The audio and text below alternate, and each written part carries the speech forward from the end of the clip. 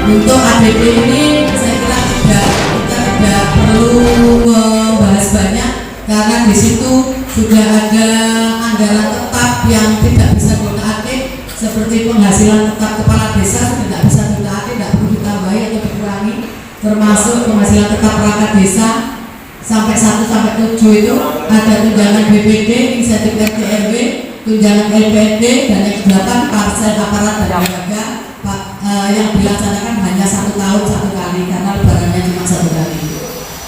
Kemudian ada penyediaan sarana prasarana. Di sini ada sarana perkantoran berupa tablet, bukan obat ini. Ini adalah hasil dirtek dari Tahun Keuangan atau Bendahara Desa bahwa desa wajib menyiapkan sarana untuk kegiatan TNT, yaitu pemberian gaji atau sekitar secara non tunai. Makanya bendahara desa wajib mempunyai sarana perkantoran berupa tablet atau tablet, tab ya, seperti itu. Jadi bukan obat itu ya.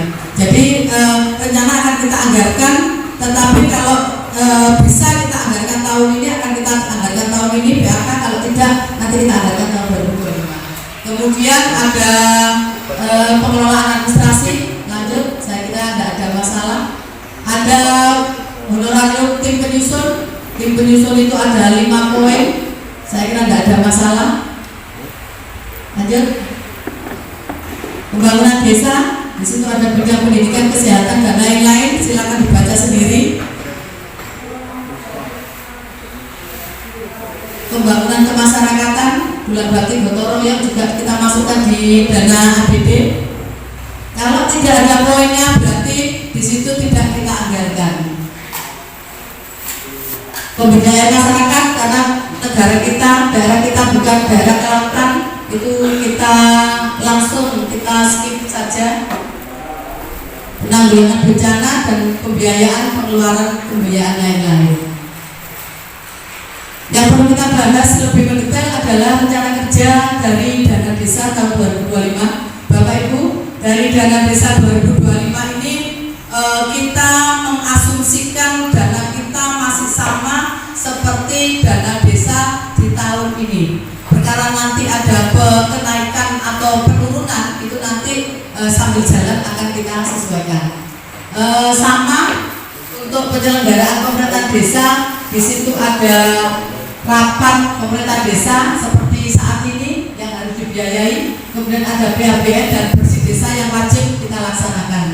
Kemudian ada administrasi kependudukan, pemutakhiran profil desa dan perbaikan data SDGs. Kemudian di pembangunan desa, subbidang pendidikan kita menganggarkan untuk honor guru TPQ, rehab gedung TPQ, honor dai, balik, udin, juru makam dan mabok, di mana untuk anggaran ini kita naikkan dari tahun lalu. Kalau tahun lalu, tahun 2024, tahun ini anggaran kita alokasikan 250.000 per orang, tetapi untuk 2025 kita naikkan menjadi 300.000 rupiah per orang. Ada sekitar 250 dai, mabok dan lain-lain, dan sekitar 260 guru TPQ yang ada di desa kita yang harus kita biayai itu.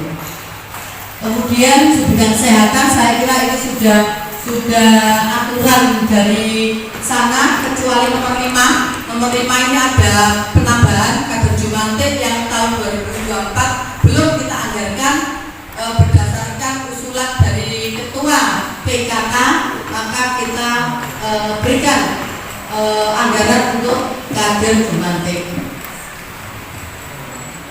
Kemudian bidang pekerjaan umum ini tahun depan kita akan memberikan anggaran untuk pengaspalan jalan homik di 6 titik, yaitu di Dusun Kepung Tengah, Kepung Timur, Purworejo, Karangdinoyo, Kerbangan, dan Sumber Gayam.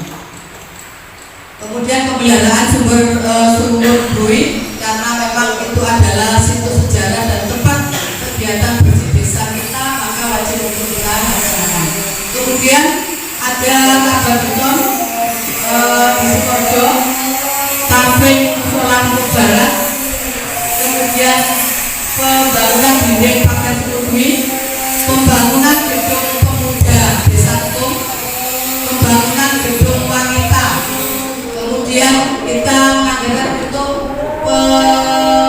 pelaksanaan kegiatan keramik gedung olahraga, kemudian pembangunan kamar mandi sebagai fasilitas umum di gedung olahraga dan rehab teras gedung olahraga. Bidang kehutanan dan lingkungan hidup, saya kira ada satu persoalan lingkungan hidup, jaringan wifi dan penghasilan IT desa, saya kira tidak ada masalah. Kemudian promosi dan publikasi desa yang merupakan sarana desa untuk memberikan informasi dan laporan kepada masyarakat tentang kegiatan-kegiatan yang sudah dilaksanakan desa dalam 1 tahun. Kemudian pemeliharaan sarana dan prasarana Grojogan Jatuh Cinta, karena Grojogan Jatuh Cinta ini adalah sarana wisata desa yang wajib dilaksanakan menurut Menteri Pedesaan. Makanya tetap akan kita anggarkan untuk sarana dan prasarana ini. Kemudian ada bidang kemasyarakatan, di situ bidang ketertiban umum, kebudayaan dan pemuda Karang Taruna. Kebetulan untuk Karang Taruna kita tahun depan memang kita menginginkan agar Karang Taruna desa yang hal ini diketuai oleh Mas Uci untuk bisa berkembang, kita berikan anggaran alokasi dana agar bagaimana pemuda di desa kita bisa terwakili dan bisa mempunyai kegiatan sehingga bisa memberikan hasil yang positif untuk desa kita. Kita berikan anggaran itu. Pemberdayaan masyarakat, bidang kelautan perikanan kita tidak punya, bidang pertanian peternakan kita merencanakan ada saluran irigasi di Sumber Pancur, di Jatimulyo, kemudian di Kalangan dan di Jalan Praban Pertanian di Karangdinoyo. Bidang pemberdayaan perempuan, operasi usaha mikro UMKM ini tidak kita anggarkan karena kita berusaha agar bidang-bidang ini nanti bisa kita memintakan bantuan sumber dari pihak lain. Penanggulangan bencana, di situ ada bencana skala lokal desa, penanggulangan keadaan darurat, kemudian di sub bidang keadaan desa kita masih tetap menyantolkan BLT dana desa, meskipun secara umum atau secara pribadi kita berharap sudah tidak ada lagi BLT DD. Kenapa? Karena menurut kami sebetulnya tidak terlalu signifikan untuk apa itu namanya hasilnya bagi desa. Lebih baik desa memberikan pada hal lain, karena desa kita itu desa besar, kita berikan semuanya saja, dana desa juga tidak mencukupi untuk semua warga yang menganggap dirinya miskin ketika ada BLTBD. Makanya tetap kita cantumkan, tapi kita ambil minimal mungkin, tidak hanya minimal mungkin. Makanya kalau nanti masih ada di 2025 harus ada BLTBD, maka kita juga paling tidak satu dusun kita wakili 1 orang saja. Pembiayaan seperti itu. Kemudian ini ada dari PAD kita Bapak Ibu di tahun 2025 sama seperti yang saya sampaikan tadi, ada 6 bidang. Di situ ada penyelenggaraan pemerintah desa, ada honorarium kebersihan desa, peralatan kebersihan, tunjangan BPD. Mohon maaf, meskipun tunjangan BPD ini sudah ada diatur di ADD, tetapi karena masih 2 orang yang harus kita biayai dari PAD, masih kita cantumkan. Tapi kita berharap anggaran ini nanti tidak kita gunakan, karena kemarin kita sudah membuat aturan baru, kesepakatan hasil rapat dengan anggota BPD bahwa BPD Desa Kebon tidak mewakili dusun, tetapi mereka adalah wakil dari desa. Karena aturan dari pemerintah anggota BPD itu minimal 5 dan maksimal 9. Kita tidak usah menengok kepada masa lalu. Kenapa kok anggota BPD kita 11? Kita tidak usah seperti itu. Yang penting hari ini kita sudah memulai untuk mematuhi aturan-aturan yang ada, bahwa BPD kita jumlahnya 9, tetapi yang 2 orang masih kita cantumkan di situ selama SK yang 9 orang itu belum diperbarui. Karena kalau tidak kita cantumkan kasihan yang 2 ini nanti tidak bisa menerima tunjangan. Insentif RT meskipun sudah didanai dana desa, karena kita sudah menyepakati dan sudah menjadikan kebijakan kita bahwa HR RT Desa Kepung wajib tidak sama dengan desa yang lain. Kalau desa yang lain 250, HR Desa Kepung RT Desa Kepung 300. Kemudian kalau kemarin camat ya, mulai kan Pak Camat? Mulai September ya. Mulai September HR RT di desa yang lain sama Mas Bu dinaikkan 300. Ini gak iklan lebih. Ini tenanan di Pak Camat ya. Tenanan itu enggak apa-apa.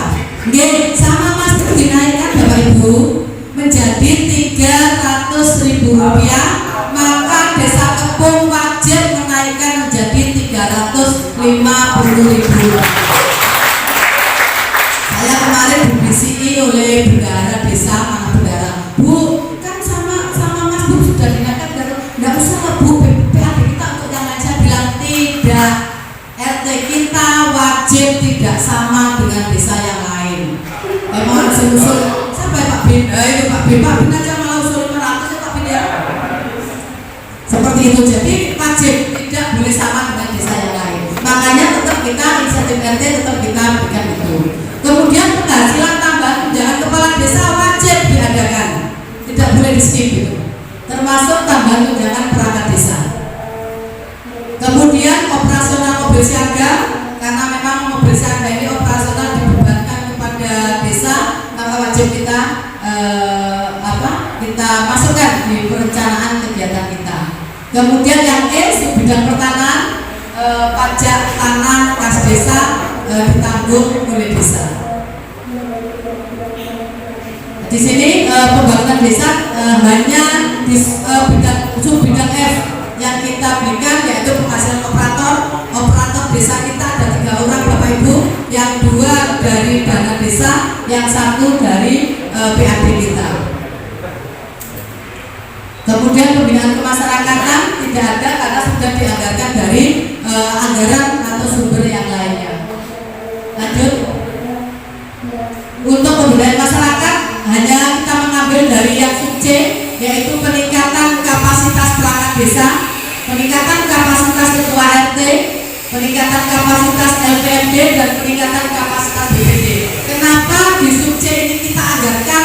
Karena menurut saya 4 poin itu wajib untuk ditingkatkan kapasitasnya. Namanya ada studi banding, ada studi tiru.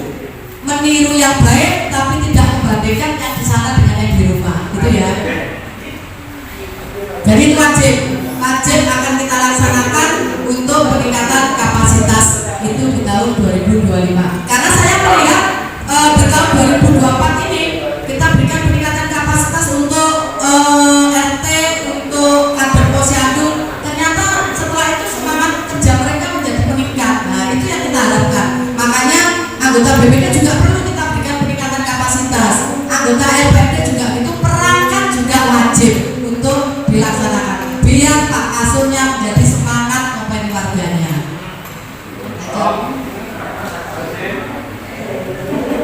Untuk bidang yang lain sudah dibiayai dari sumber yang lain, dari PAD tidak kita anggarkan.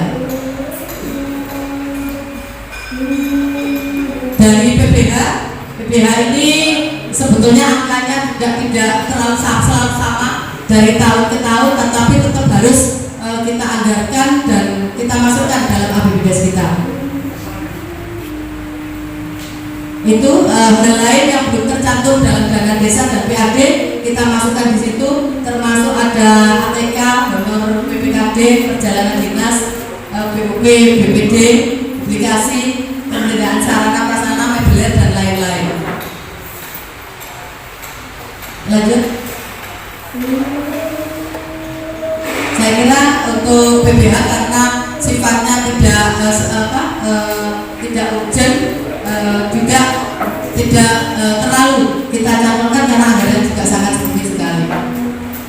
Hanya hal-hal yang terkait dengan pemeliharaan. Kemudian itu untuk pemberdayaan masyarakat di sub C, bidang peningkatan kapasitas aparatur negara, bintek dan studi banding atau pendampingan dari APH. Jadi dari APH memang kita anggarkan Bapak Ibu karena memang itu bagus sekali hasilnya untuk peningkatan kapasitas dari para perangkat desa kita. Saya kira untuk penanggulangan bencana sudah dianggarkan dibiayai dari sumber yang lain, jadi tidak kita anggarkan dari BPH. Selesai. Pendapatan lain-lain sangat sedikit sekali. Di situ ada pakaian dinas karena kita kebijakan di desa kita, kebijakan kita bahwa setiap tahun perangkat desa, anggota BPD dan anggota LPMD wajib kita berikan pakaian dinas untuk kegiatan-kegiatan yang berskala desa, khususnya pada saat bersih desa, pada saat musdes, serbagdes dan lain-lain. Kemudian ada bahan bakar, saya kira tidak ada masalah. Untuk bidang pertanahan ada cetak SPPT, kemudian hadiah wajib pajak seperti yang kita adakan kemarin di Grojogan Jatuh Cinta, sudah kita laksanakan tahun 2024 ini. Pembangunan desa sudah dibiayai dari anggaran selain dari dana lain-lain. Bidang masyarakat dan pemberdayaan masyarakat juga sudah dianggarkan dari sumber daya di luar dana lain-lain. Sudah tidak ada lagi dari dana lain-lain. Terima kasih. Baik Bapak Ibu, mungkin itu paparan yang bisa kami sampaikan terkait dengan rencana penetapan RKP Desa tahun 2025, Desa Cukung, Kecamatan Cukung, Kabupaten Kediri tahun 2025. Kami mohon dengan sangat agar para peserta bisa menyetujui dan menyetujui anggaran-anggaran yang sudah atau kegiatan-kegiatan desa di tahun 2025 ini. Semoga dana desa kita minimal tetap seperti tahun lalu, maksimal bisa bertambah lagi, sehingga kita bisa tetap mengalokasikan anggaran-anggaran itu untuk masyarakat desa kita. Demikian, mungkin ada salah kata, hal-hal yang kurang berkenan, kami minta maaf. Saya akhiri. Assalamualaikum warahmatullahi wabarakatuh.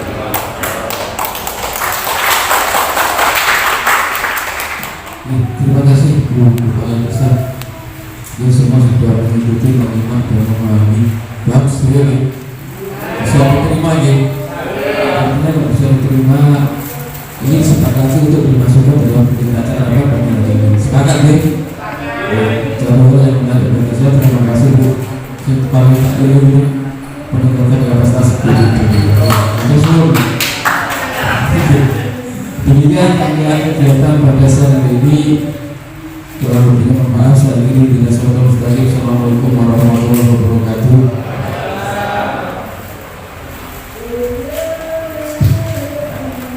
Terima kasih kami sampaikan kepada Bapak Perwakilan Ketua BPD Desa Cukung dan Ibu Kepala Desa Cukung atas pemaparannya. Sebelum melanjutkan acara selanjutnya, kami ucapkan terima kasih dan selamat datang kepada Bapak Pendamping Desa. Terima kasih sudah hadir dalam acara urusan Bangdes Desa Cukung meskipun telat. Terima kasih. Memasuki acara yang keempat, yaitu sambutan dan evaluasi yang akan disampaikan oleh Bapak Camat. Kepada yang terhormat Bapak Muhammad Syaroni SPDSD, kami persilakan.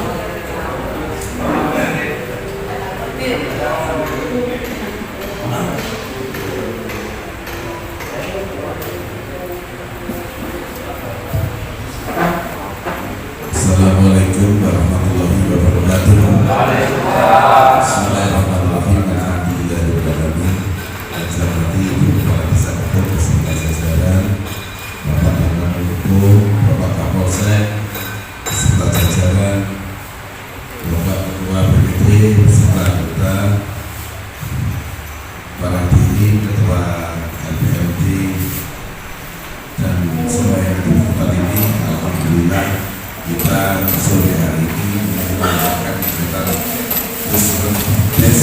Ini adalah Musren Bangdes yang pertama di Kecamatan Betung pada tahun lalu. Jadi terima kasih Ibu sudah mempelopori desa-desanya dan bekerja untuk juga menyelenggarakan hal serupa. Bapak dan Ibu, ini tadi sakit itu saya setuju. Karena ini mohon setidak-tidaknya ada peringkat yang bisa diberikan oleh BPD maupun BPD sehingga kita semua sama-sama tahu. Dan juga terima kasih Bu Kepala Desa, programnya sangat detail sekali, termasuk yang kancang-kancang peningkatan kapasitas.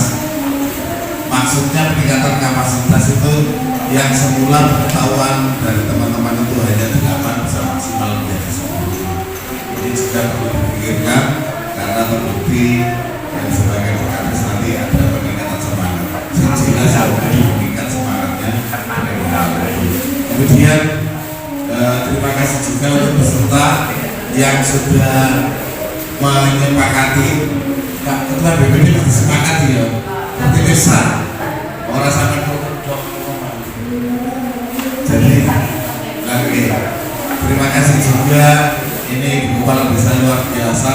Semua rencana kegiatan hotel dikuasai oleh Kepala Desa karena ada desa yang mengadakan sekretaris desanya sehingga ada hal-hal yang perlu diketahui tapi tak lewatkan hukum harus kita lewatkan wabah dalam kendali Ibu Kepala Desa dan seharusnya memang begitu. Untuk itu evaluasi memang terima kasih hasilnya Musren Bangdes ini sangat baik sekali. Tepuk tangan untuk pemerintah tahun depan betul-betul bisa dilaksanakan karena ini Musren untuk tahun depan nih Bapak Ibu, dan ini Musren ini tidak ujuk-ujuk ini loh. Beberapa bulan yang lalu kira-kira 8 Juli kita sudah musyawarah desa penetapan tim penyusun dari tim penyusun bekerja bulan Agustus, September 2 bulan menghasilkan rancangan yang seperti itu. Nanti dari rancangan-rancangan itu akan dilaksanakan di tahun depan. Kemudian tadi tanpa ada musyawarah dusun ini monggo Kepala Desa karena musyawarah dusun dilaksanakan kira-kira usulan yang minggu. Selagi belum dilaksanakan di minggu, sedangkan untuk melaksanakan desa ini punya banyak keterbatasan terutama dalam hal dana dan dengan banyaknya usulan-usulan itu sudah cukup mewakili apa yang menjadi kehendak masyarakat di dalam pembangunan Desa Ketum di tahun 2025. Semoga pembangunan yang akan dilaksanakan pemerintah desa Ketum dan Ibu Kepala Desa betul-betul bisa memberikan manfaat bagi semua masyarakat Desa Ketum. Demikian kurang lebihnya mohon maaf. Saya kira wallahul muwaffiq ila aqwamit thoriq. Assalamualaikum warahmatullahi wabarakatuh.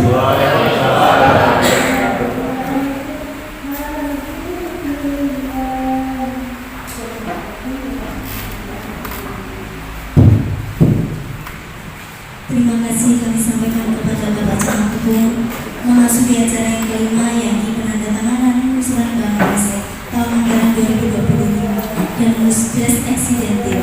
Kepada yang terhormat Ibu Kepala Desa Ketum, Ibu Sekretaris Desa Ketum, untuk menandatangani berita acara, dan kami persilakan kepada Bapak Pendamping Desa, Bapak Babinsa dan Bapak Babin Kantimas untuk mendampingi.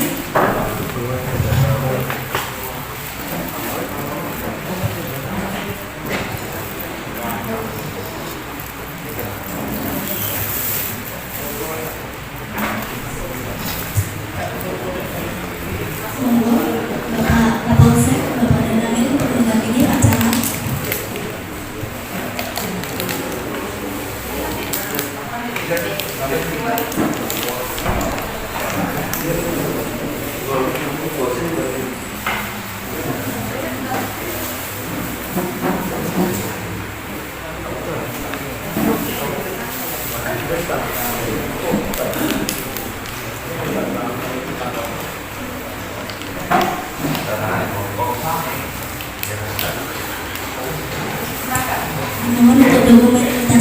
diterimanya Mbak Des.